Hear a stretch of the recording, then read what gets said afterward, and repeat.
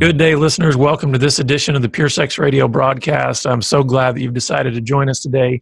My name is Jonathan, and I've got a very special guest with us on the line, Laurie, and I do not want to butcher your last name. How do you say your last name? Krieg, as in the German war strategy. Okay, nice. Although I don't know if I need to be associated with that. Laurie Krieg. Well, see, because I would probably have pronounced it wrong because of where the I is in your name, right? I probably would have said Craig or I don't know. So Laurie Krieg, thank you so much for being with us. Welcome to the program. Thank you so much. I'm so excited to be here.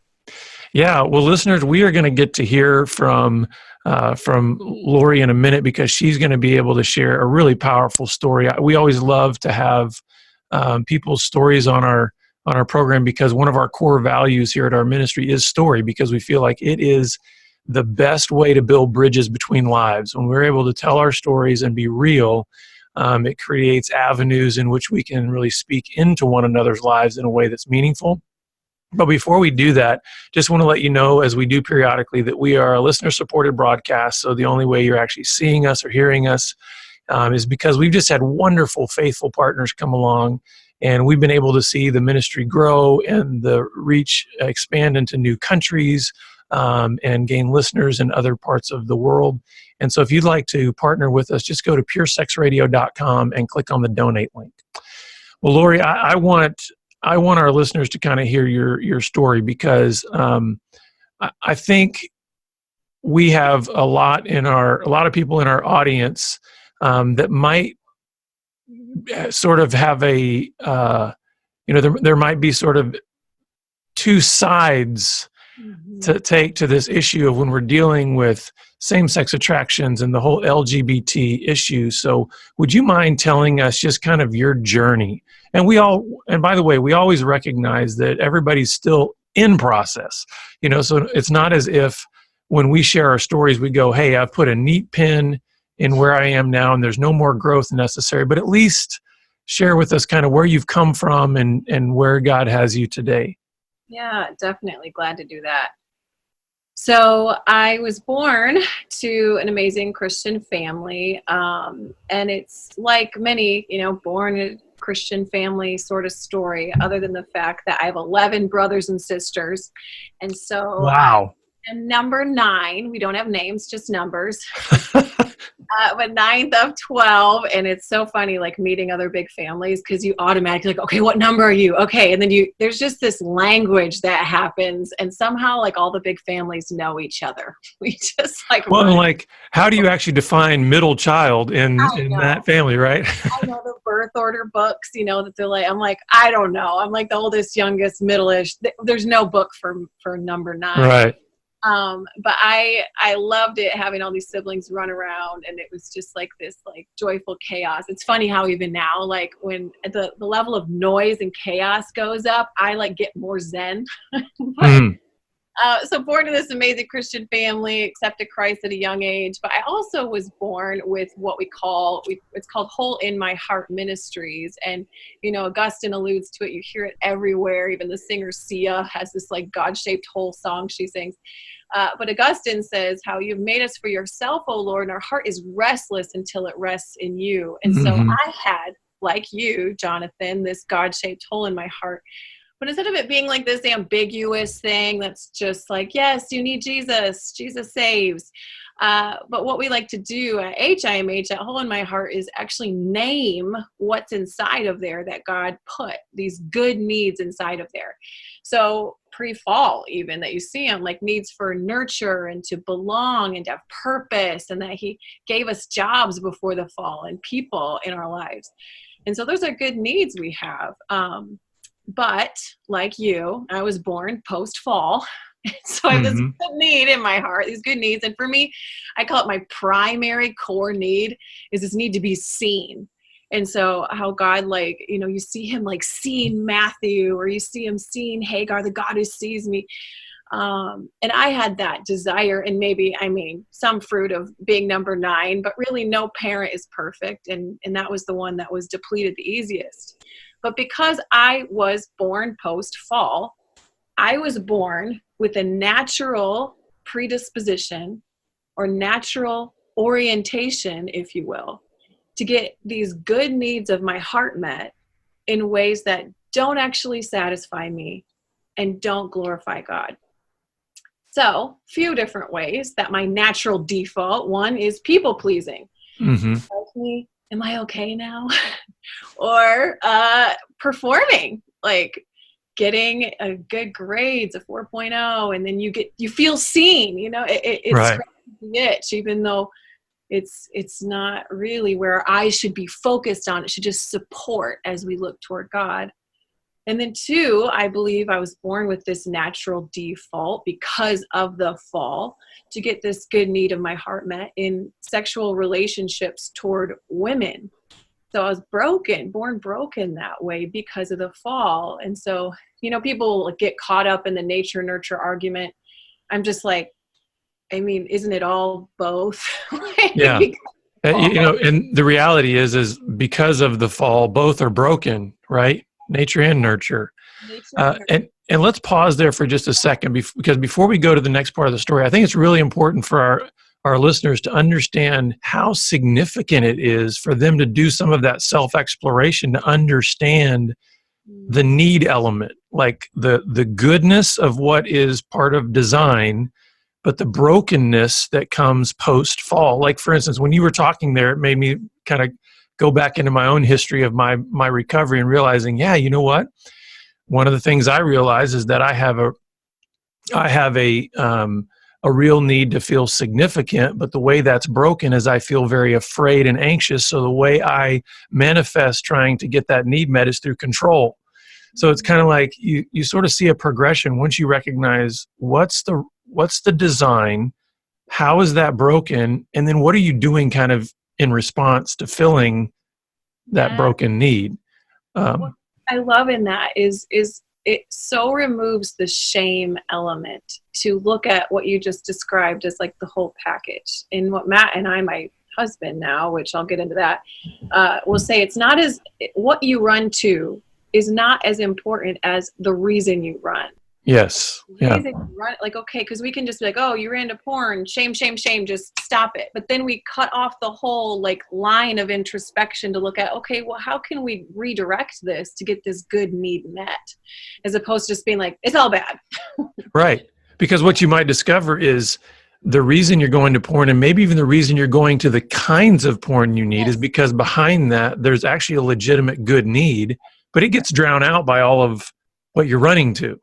And that's usually the focus and to be honest, that's usually the focus where a lot of Christians put a lot of their emphasis is on what you're running to, and then completely ignoring all of the deeper, legitimate, good desires that got skewed along the way towards that. Which what you and I are talking about right now takes training. It takes time to even learn to introspect. So if people are listening and they're like, oh my word, that's over my head, it like that resonates with us, because I'm sure you, like me, early on in my journey, I was like, so I'll fast forward to some of that if I can keep the story going. Sorry, I was getting into, with you, man. Let's do the nuts and bolts, and let's get back to your story. So keep going. Yes, please. Well, I'm with you. I'm always there. So fast forward then to being in college. And I have another girl. I'm going to Christian university, and I love Jesus like as much as I knew how. And I felt these glimmers of attraction throughout my life. And I meet this other girl, and it's what started as a friendship progressed into a same-sex relationship. And she loved Jesus. I love Jesus. And what you started off the program saying, like these polarities of like, I knew the polarities too. Is it's you either don't love Jesus and you are engaging in some sort of quote unquote homosexual lifestyle, which equals promiscuity, etc., and like often drugs, or you don't feel this because you're a Christian. I only knew past tense stories of like, right, and then this is who you are. So I didn't fit my own stereotypes of LGBT people. Like I was so confused because I didn't grow up hearing, this is a sin struggle you could wrestle with. It was, it was them and then us. But somehow I was part of us, but I was also part of them. And so I reached a point where I was either going to kill myself because I didn't know how to stop. Like I would like look down, I'd literally look down at my body during like worship, and I'd be like, where's the gay part? Can I like cut that out? And because I couldn't stop the attractions, and so I thought I had to stop the attractions, I had to kill myself or come out and stop hiding the relationship and just dive in. And but remember how I said I like really did have the Spirit of God like in me? There's like this whisper that would just say, I've got something better for you. Now I need to be clear, also say, I also heard other voices in that season of that were not God, but I thought were God. And they were very loud and like, you should kill your, like lots of death talk. I didn't know how to wrestle with it. So in that mucky state, one of my friends was like, you might want to see someone for the whole like depression thing. And I was like, probably I shouldn't want to die. And I met with someone not to help with the same sex stuff, honestly, but to help with this ache, this ongoing ache I had inside. And then this wrestling, that was like secondary. And this woman came alongside me, and she did not teach me how to become straight. She taught me how to feel what we've been talking about, those good needs in my heart, helped me to remove some barriers between those good needs and the only need meter of our souls. And it wasn't in some sort of reparative therapy or anything really fancy beyond teaching me spiritual disciplines, which some of them included the gift of lament, like learning how to grieve some of that pain from my childhood that we all have and growing up, and even grieve like that alienation I felt in the church. She taught me that some of those voices that I thought were God were not really God. And it wasn't just by telling me that. She taught me not just how to know God, but how to experience the love of God. And you know what? And we'll get into this probably a little bit later in a future broadcast, where I want you to kind of unpack some of the nuts and bolts of, what does that walking with look like? Yep. But I think some of the things you're saying here are really important for us to understand, because I think you're right. I think a lot of people see this absolute dichotomy, of the either or, like the us and them, like very clear lines, and find it hard to recognize that there's this very wide and very, like you said, mucky middle that is, you just simply can't navigate as clearly or as cleanly as we would like on either end of this spectrum. And I think what I love hearing you say is that, and by the way, praise God for this wise person in your life who is actually able to introduce you to relationship without creating a preconceived outcome.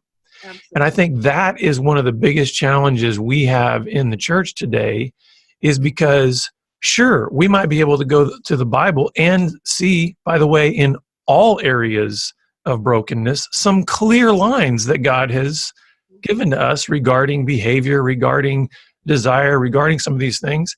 And it's not, by the way, it's not just LGBT stuff. It's like there's plenty of behavioral things that God says, I've not designed you for that. And we can very easily look at that and then make our assumptions about a person based on their struggle that aren't really fair, and at the same time aren't really helpful, because we're not helping bring people into that deeper relationship with Jesus, and recognizing none of us have any power over outcomes. Nope.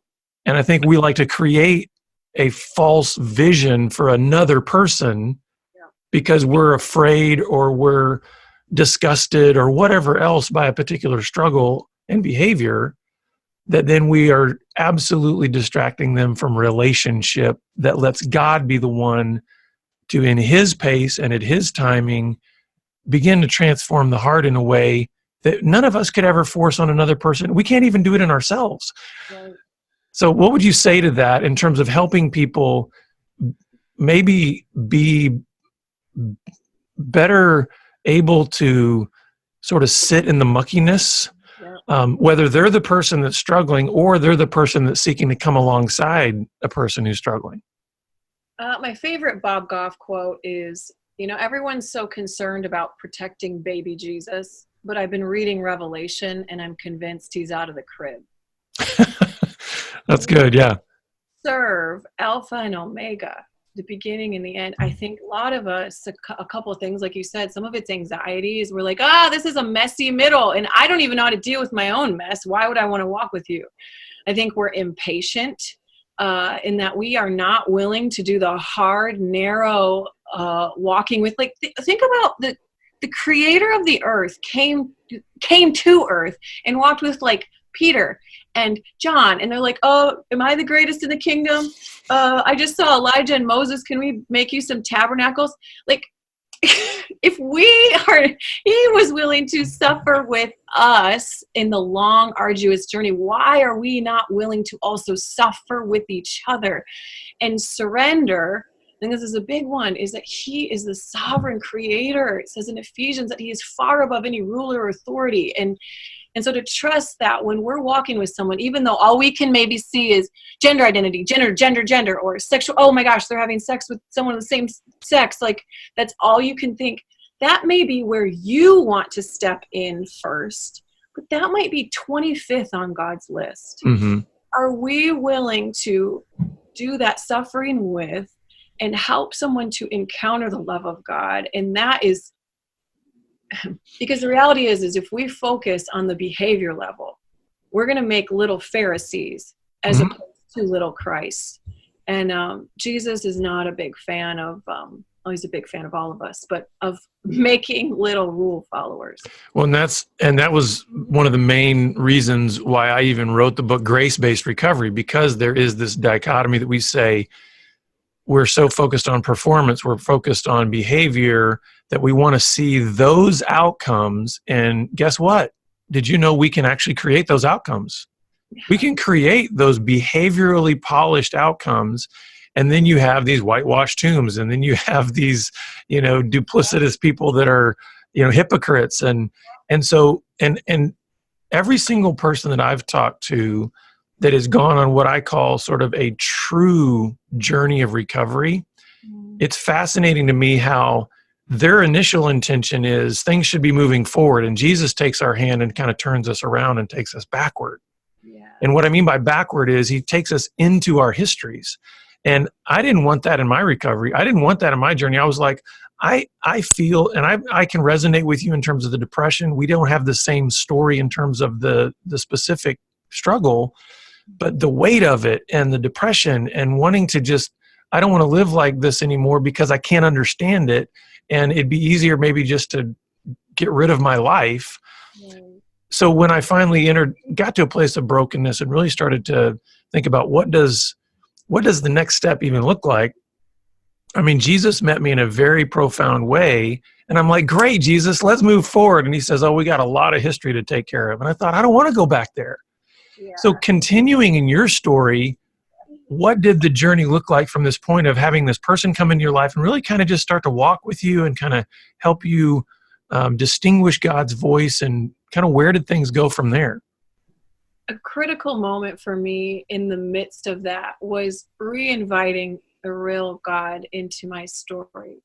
Because for some reason, women wrestling with sexuality and then anyone wrestling with same-sex anything is a big no-no in the church, especially back, this was about 10, 12 years ago, but even now. And I feel like now maybe the greater one is wrestling with gender, which is not part of my story, but I can relate. So I had to re-invite God in simple ways. And one way was, God, do you know what I'm wrestling with right now? Like, do you know what I want to engage in, like, all the time? And then I don't know how to do this. And I didn't hear a backhand. I didn't feel that. I didn't feel his anger. I felt, I know. And his ability to not bite his nails and freak out about, he knew my journey. And the woman who walked with me knew she could trust God with me as she walked with me, no matter the result. So through that process of coming forward, through the deepening, looking backwards, looking inside, I began to fall in love, not with men, but with God. Mm-hmm. And I says in Ephesians 3, may you know this love that is so great you will never fully understand it. But then you'll be filled with the fullness, the life, and the power that come from God. God's love empowered me not to become straight, but to become surrendered so that I can every day die to my natural defaults Mm-hmm. and say, God, will you fill me? And so I started to get joyful. And I was like, I'm one of those happy single people. And like, which I Mm-hmm. know many happy single people now, but even back then it was like, that was, I was like, I don't care. I just want to follow Jesus. And yeah, maybe I'll move to one of the coasts now, like I was planning on doing, like with my girlfriend or whomever. But I'd broken up with her. And I jumped a part of the story where before this season of healing, I actually dated a guy, and his name was Matt. And it was a strange dating relationship in the sense that I had this secret girlfriend. He was interested in me. And I was like, oh, okay, no. Like, you have no idea. I know I look good on the outside. You don't know what's going on inside and what I'm engaging in when I'm not on stage at my Christian university. And but there was something even back then that didn't draw my heart to all men, but to Matt. And we began this friendship that turned into like a dating relationship that I broke up with this girlfriend. Matt and I started talking. Also, side note, my story is not prescriptive. Please do not do what Sure. I did. Only the things that look like surrendering to Jesus, do that. That's it. Okay. So I started talking with him, and I got to a point where, I told him right off the gate, I'm like, A, I don't want to get married. B, I don't want to kiss until I'm married. So, and the reason I set those stipulations is I just didn't, marriage looked terrible, but I didn't want to numb out my pain with the ex-girlfriend with a guy. And so we started this friendship. It got to a point though, where I remember marking in a journal that I don't want to get married, but I want to marry Matt. Mm. And by that, I meant if I do get married someday, it won't be a stereotypical, like, batting our eyelashes at each other and how people say how horrible Right. it puts them into marriage. And then you're like, haha, you're stuck in this covenant. You got to figure it out. It was, there was something I felt like God was doing, but then I prayed about it. I sensed God saying no. So I broke up with him. And that's when the gutting of my soul happened with this person, because it was like I'd never dated him. God just like pushed pause and gutted me. And I'm so glad, because had we gotten married back then, I honestly think I probably would have cheated on Matt within the first year and it would have been done. Mm. So God gutted me. And then he put his hand on my shoulder as I'm like getting joyful. I'm going to go get my PhD. I'll go be a professor. And I sensed him saying, I have someone for you. And here's the reality. Is marriage or singleness are equal modes. We do the mission to make disciples. And really the question is not, which is better. Oh, Laurie's straight now because she married. It's how does God want you to metaphor his love for the church? Is it as a single person or is it as a married person? And I know that God is doing his best refining work with me in marriage. And so he ended up, through a series of events, bringing Matt back into my life. And it's been 10 years of only easy marriage. Wow. So it's a perfect story. It's a perfect ending, Laurie. Okay. Now, any listeners that have actually been with our program for a while know that nobody's story actually ends like that. So now get real with this, Laurie. I mean, Yeah. And I'm not saying that it has to be miserable, but the reality is, I mean, every season of life brings its own challenges, right? And I bet, and I'd love to hear what the challenge was for you in really then being obedient to the Lord in that call, when I'm guessing, and you can tell me if I'm wrong here, a switch hadn't gotten completely flipped where, like you said, you didn't have the batting the eyelashes and all this kind of stuff. So what did that look like then for you Yeah. to begin to engage, relationship with Matt and marriage and just wrestling through that.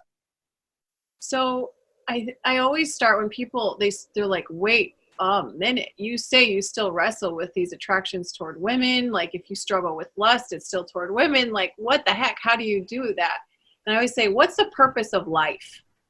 Love God, make disciples, Mm-hmm. be in community. What's the purpose of marriage? Love God, make disciples, do it in community. And also we get this privilege of serving as a metaphor of Right. God's love. And so actually it's interesting because Matt and I didn't get tricked by hormones into marriage. Well, I didn't. I don't think he did either. He knew what he was getting into, as much as you can know. Good Sure. grief.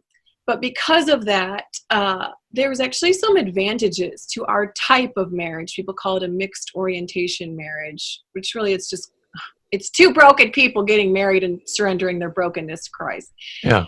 Because we knew that it was about more than us. It was about linking arms and running toward Christ. And so it wasn't a matter of like, well, how can we fall in love and stay in love? It was like, okay, God, how do you want this to work? So, there has been some challenges. Like you can imagine the physical aspect is a challenge. Mm-hmm. We actually just did some surveys of mixed orientation marriages, so marriages like ours, and straight marriages. Guess what each number one issue is? Sexual connection. Yeah. Same. Guess how mixed orientation marriages, though, rate their other areas of intimacy, such as communication, emotional, spiritual, and connection. We rate ourselves higher than the straight people do because I think, are aware of this place of challenge of the Mm-hmm. sexuality. And I think both often are, but I think maybe in straight marriages you assume things. So how does it work? We lean into where we have strength. Mm. And that helps to connect and show people Christ. And that's probably where we're going to have to land the plane on this one. But I definitely want to have you back to kind of start unpacking a little bit more of what does this look like now for those of us who want to do a much better job at building bridges with those of our neighbors who are LGBT, and just, how can we do that? So I'd love to have you back to be able to do that. But before we end here, could you share how listeners can get more information about your story, more information about your ministry and resources? Yeah, so Hole in My Heart Ministry, so HIMHministries.com. You can contact me and just find out some more of our resources that we recommend. So yeah, we'd love to connect with you. Well, Laurie, thank you for your story, and thank you so much for being with us this time. You are so welcome. Thanks for having me. And listeners, of course, we're always glad that you're with us, and we look forward to seeing you back here again next time on the Pure Sex Radio broadcast. Take care.